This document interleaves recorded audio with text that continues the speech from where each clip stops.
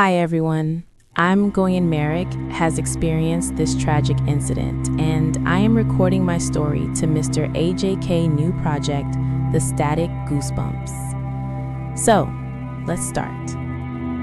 I never believed in haunted places. And I know that sounds strange now, but back then I really didn't.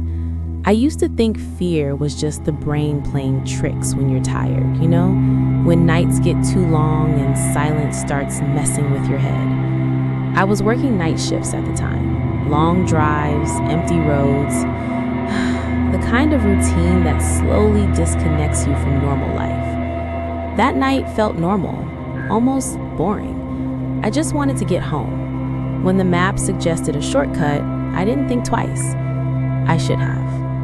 As I drove, the road started narrowing, slowly at first, like it didn't want me to notice. Trees leaned closer on both sides, their branches brushing the car, and I remember thinking, this feels tighter than before. Street lights disappeared one by one, and suddenly, it felt like the darkness wasn't around me anymore, it was pressing in.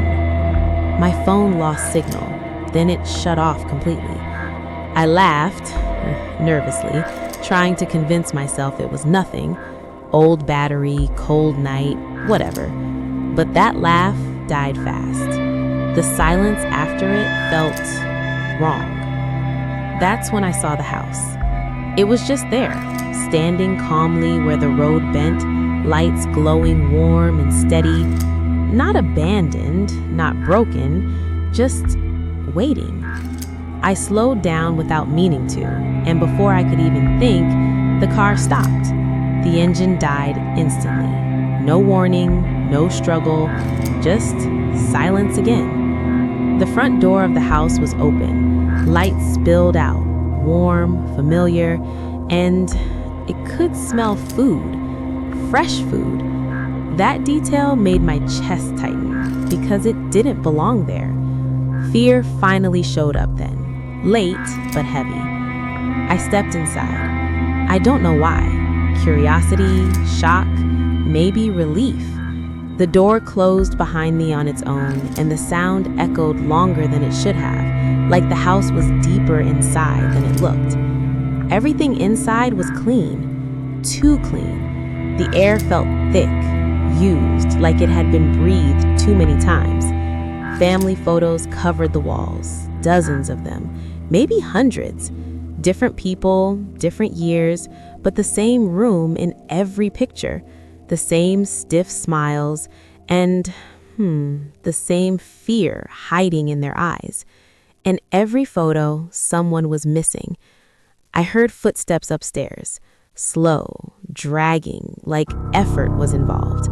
I called out, asking if anyone was there, and my voice sounded smaller than I expected, weak. Someone answered from behind me. "You came back early tonight." I turned slowly, already feeling my stomach sink. An old man stood there, thin, pale, smiling in a way that didn't feel spontaneous. His eyes were sharp, studying me like he already knew how this would end. I told him I was lost. He nodded calmly, almost kindly, and said, "Everyone says that." He asked me to follow him. I wanted to say no. I swear I did, but my legs moved anyway. The basement door opened, and the smell hit me immediately. Rot, metal, and something sweet underneath that made me feel sick.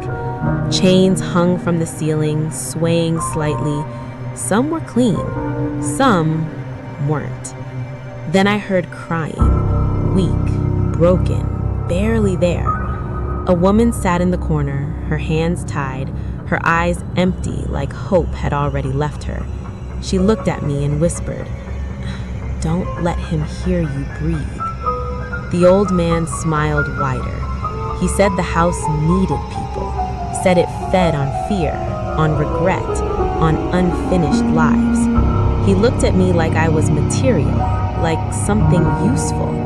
He said I was perfect, strong enough to last, weak enough to stay. Then he locked the door. After that, time stopped making sense. Minutes stretched into something shapeless. The crying faded, chains became empty. Sometimes I thought I heard my own voice, begging, promising things I couldn't give. New photos appeared upstairs. I didn't need to see them to know I was in one. One night, the lights flickered violently. The old man screamed. The house shook like it was waking up angry. I ran, barefoot, bleeding, laughing and crying at the same time because my mind couldn't choose one. I reached the road and collapsed. They found me at sunrise. There was no house, no forest road, just an empty field. They said shock can create memories that feel real.